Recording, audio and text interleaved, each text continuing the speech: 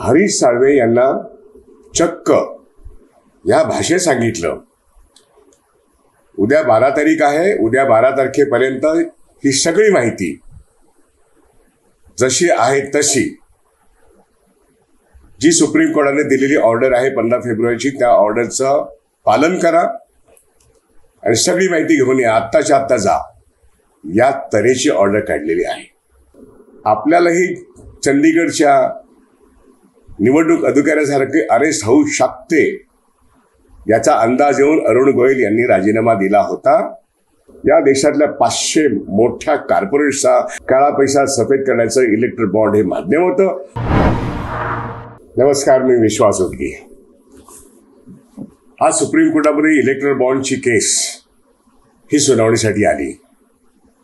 State bank of इंडियाने 5 तारखेलाच supreme कोर्टात जाऊन सांगितलं की आम्ही 6 तारखेला ही माहिती देऊ शकत नाही, आम्हाला जूनपर्यंतचा वेळ हवा, म्हणजे जवळजवळ 4 महिने हवेत. आणि त्याची अवमान याचिका जेव्हा प्रशांत भूषण यांनी सादर केली ईडीच्या वतीने, सुप्रीम कोर्टाने आज त्याची सुनावणी घेतली आणि हरीश साळवे यांना चक्क या भाषेत सांगितलं, उद्या 12 तारीख आहे, उद्या 12 तारखेपर्यंत ही सगळी माहिती जशी आहे तशी जी सुप्रीम कोर्टाने दिलेली ऑर्डर आहे 15 फेब्रुवारीची, त्या ऑर्डरचं पालन करा आणि सगळी माहिती घेऊन या, आत्ताच्या आत्ता जा, या तऱ्हेची ऑर्डर काढलेली आहे. केंद्र सरकारचा एकूणच स्टेट बँक ऑफ इंडियाच्या मार्फत कोणत्या पक्षाला किती इलेक्ट्रल बॉन्डमधून पैसे मिळालेले आहेत आणि कोणी दिलेले आहेत ते सार्वजनिक करण्याविषयी सुप्रीम कोर्टाने जी ऑर्डर काढली, त्या ऑर्डरचा अवमान करण्याचा प्रयत्न जेव्हा हरीश साळवेंच्या मार्फत झाला तेव्हा न्यायमूर्ती चंद्रचूड यांनी ही दिली इशाराच नाही तर ऑर्डरच आहे.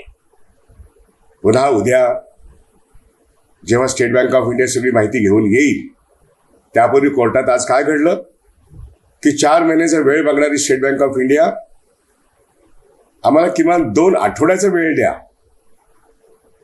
आणि त्या ठिकाणी ही संपूर्ण आर्ग्युमेंट सकाळी चालली आणि फायनली मी आता सांगितलं तशी ऑर्डर सुप्रीम कोर्टाने काढलेली आहे. आता तुमच्या लक्षात आले असेल की मी कालच व्हिडिओ काढून काय सांगितलं होतं, एका मुलाखतीत मी बोललो होतो की अरुण गोयलनी राजीनामा का दिला, ही माहिती गुप्त करू नये म्हणून एक इलेक्शन आयुक्त मुख्य आयुक्तांशी आणि सत्तेशी काही महत्वाच्या बाबीवरती त्यांचे मतभेद झाले आणि त्यांनी आपल्यालाही चंदीगडच्या निवडणूक अधिकाऱ्यासारखे अरेस्ट होऊ शकते याचा अंदाज येऊन अरुण गोयल यांनी राजीनामा दिला होता. आणि 15 तारखेला पंतप्रधान मोदी हे 2 निवडणूक आयुक्तांची नवीन नेमणूक करणार आहेत, हे आता जाहीर झालेले आहे. म्हणजे ती कमिटी ठरवेल त्यात कोण असतील, पंतप्रधान, विरोधी पक्ष नेता आणि कॅबिनेटचा एक मिनिस्टर. का संसदेने हा कायदा पास केला आहे. पण त्यापूर्वी काय घडलं होतं, त्यापूर्वी सुप्रीम कोर्टाने सांगितलं होतं कायदा जरूर करा पण चीफ जस्टिस ऑफ इंडिया हा निवडणूक आयुक्ताच्या निवडणुकीच्या पॅनलमध्ये कमिटीमध्ये असला पाहिजे. त्याला वगळून तो कायदा झालेला आहे आणि तो संविधानाला धरून नाही. 15 तारखेनंतर मोदी साहेब ज्या कोणाच्या 2 माणसांच्या निवडणुका करतील, तो कायदाच जर मुळात घटनेला धरून नसेल तर ती केस पण सुप्रीम कोर्टात येईल, हे निश्चित आहे. कारण आज अरुण गोयल गेले, स्टेट बँक ऑफ इंडियाचे चेअरमन थरथरत असेल, मोदींचं ऐकायचं का सुप्रीम कोर्टाचं ऐकायचं हा प्रश्न सर्वांपुढे आहे. त्यामुळे भाजपमध्ये पळापळ सुरू झालेली आहे. निवडणूक आयुक्त जो निर्णय घेईल तो घेईल, पण कधीतरी ज्या दिवशी निवडणुका जाहीर होतील तेव्हा भारतीय जनता पक्षाच्या पक्षांमधून प्रचंड मोठी पळापळीला सुरुवात झाली आहे. हे अरुण गोयलच्या राजीनाम्यातून सिद्ध होत आहे. आणि अरुण गोयल हे नोकरशाह होते, नोकरशहांची काय हालत होऊ शकते हे लक्षात आल्यानंतर अनेक IPS, अनेक IAS केंद्र सरकारातले आणि राज्य सरकारतले जे कायदा बाह्य गोष्टी सरकारचं ऐकून करतात, यांची काय वासलात होऊ शकते हे आजच्या निर्णयातून दिसतं. हरीश साळवेंना आत्ता ताबडतोब जा. आज 11 तारीख आहे. उद्या सकाळपर्यंत स्टेट बँक ऑफ इंडियाचा सगळा डाटा, डिजिटल इंडिया असलेली state bank of India digital banking system 2005 पासून बँकिंग व्यवस्थेमध्ये आहे.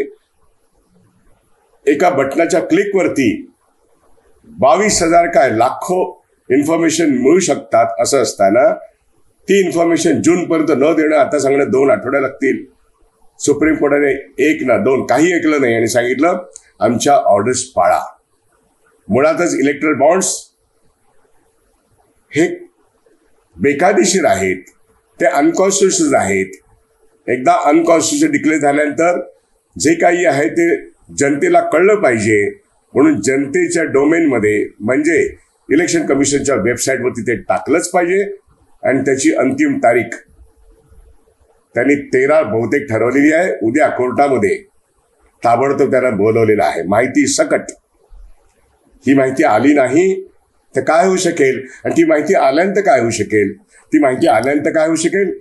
माझं म्हणणं असं आहे, इलेक्ट्रल बॉन्डमध्ये पारदर्शकता नाही आणि इलेक्ट्रल बॉन्डमध्ये पैसे टाकण्याची नावं आम्ही जाहीर करणार नाही, असं भारत सरकारचं नोटिफिकेशन निघालं होतं. बजेट पास केलं ते बजेट अरुण जेटलीच्या कालखंडातलं होतं. मनी बिलमधून हा प्रश्न आलेला होता आणि त्या ठिकाणी लोकसभेमध्ये राज्यसभेमध्ये चर्चा झाली नाही प्रश्नावरती. आमच्या सरकारने विरोध पण केला होता बाहेरून. पण ऐकतोय कोण?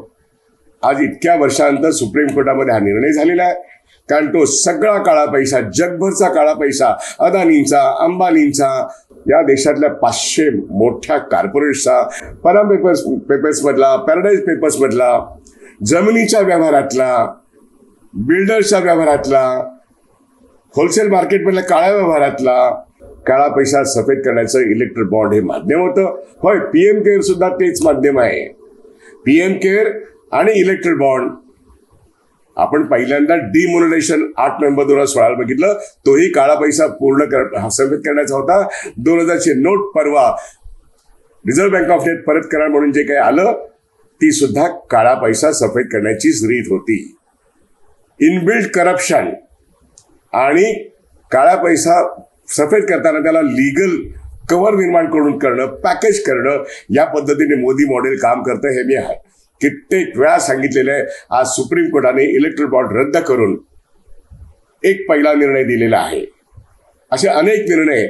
एकदा इलेक्शन जाहीर होतील, आता कधी जाहीर होतील, 2 इलेक्शन कमिशन कधी नेमले जातील, तो कायदा व्हॅलिड का इनव्हॅलिड, कॉन्स्टिट्युशन का अनकॉन्स्टिट्युशनल, हे पण मुद्दे सुप्रीम कोर्टात देतील. त्यामुळे इलेक्शन पुढे ढकलण्याचा जर कोणाचा डाव असेल, भीतीपोटी असे ना किंवा कशाच्याही पोटी असे ना, तो सुद्धा जनतेपुढे येईल. आणि काळा पैशाचा आगर किती प्रचंड मोठ्या प्रमाणात मोदी सरकारने निर्माण केलेलं आहे आणि त्याचं सफेदीकरण करून त्याचा पक्ष फोडणं, माणसं फोडणं, सत्ता कशीही करून आपल्या हातात राहणं आणि सत्य दडपणं. म्हणून राहुल गांधी सांगतायत ते डरव मत. सुप्रीम कोर्टाने डरव मत हे आणखीन जोरात सांगितलेलं आहे. आणि मग जनतेला कळेल काळ्या पैशाचा आगर कुठे आहे, काळा पैसा कोणाकडे जातो, तो सफेद होऊन कसा वापरला जातो, माणसं आणि व्यवस्था आणि संस्था आणि स्वायत्त संस्था कशा संपवण्यात येतात, याचं आजच्या सुप्रीम कोर्टाच्या निर्णयातून एक प्रकट दर्शन लवकरच होईल. जे काही लोकांना माहित होतं ते तमाम कोट्यवधी जनतेला माहित होईल.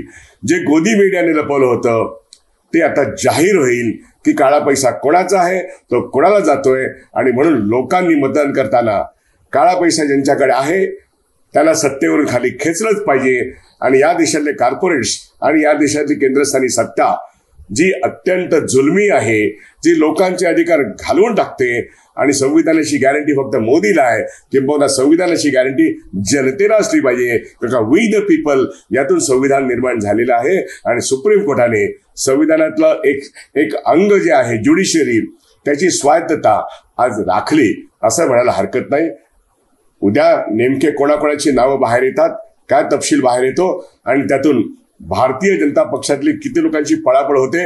अरुण गोयल तर पळाले आहेत, नाहीतर त्यांचं काय झालं असतं ते चंदीगडच्या निवडणूक अधिकाऱ्याचं जे झालं तसं प्रॉसिक्युशन अनेक IAS आणि अनेक IPS ऑफिसर्स होऊ शकतं आणि होय याही पुढच्या काळात होणार आहे. म्हणून आजचा निर्णयाचं महत्व ते आहे की SBI chairman must forward everything to the court by tomorrow morning अशी चंद्रचूड यांची ऑर्डर आहे आणि ती ऑर्डर पाळलीच गेली पाहिजे. नाही पाळली तर काय होईल हे उद्या आपण बघूया. पण निश्चितपणे केंद्र सरकारला आणि भारतीय जनता पक्षाला एक सणसणीत चकप्राक देण्याचा प्रयत्न आहे. मला असंही कळलंय माझ्या सूत्रांकडून की प्रशांत भूषण ज्यांनी हे अवमान याचिका दाखल केली त्यांनाही सामदाम दंडभेद याच्यामधला एक प्रयोग त्यांना लालूच दाखवण्याचा प्रयत्न झाला.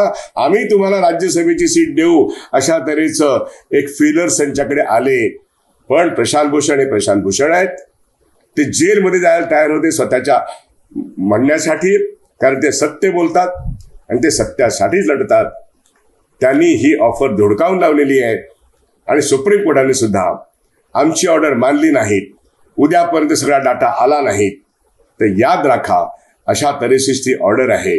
आपण सुप्रीम कोर्टामध्ये प्रशांत भूषण जे गेले त्यांना आपण सलाम करूया. सुप्रीम कोर्टाचं सुद्धा या निर्णयाचं स्वागत करूया आणि अनकॉन्स्टिट्युशनल ज्या ज्या गोष्टी आहेत या सरकारच्या या सर्व सुप्रीम कोर्टाने आता सुमोटो घ्याव्यात अशी आपण जनतेच्या वतीने सुप्रीम कोर्टाला विनंती करूया. धन्यवाद. इथेच थांबतो.